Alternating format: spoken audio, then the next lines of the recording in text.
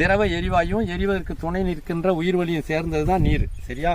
அதனால அதுவும் கிட்டத்தட்ட ஒரு எரிபொருளுக்கு சமமானதுதான். அதை உள்வாங்குது பூமி. அதாவது நீரை உருவாக்க முடியும். நீரை பூமி தான் உள்வாங்குது. யாரும் லேப்ல உட்காந்து செஞ்சு கொண்டு வந்து ஆத்துல காவேரியில கடல்ல எல்லாம் போடுறது இல்லை. பூமியே இயற்கையில வாங்கிக்குது. அப்படி இயற்கையா பூமி படைக்கப்பட்டிருக்கு.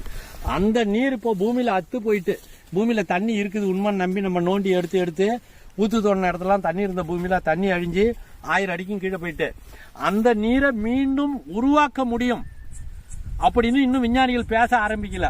தமிழ்நாட்டில் நாங்கள் நீரை நிறைய இடங்கள்ல நிறைய தோட்டங்கள்ல உருவாக்க ஆரம்பிச்சிட்டோம். சரியா?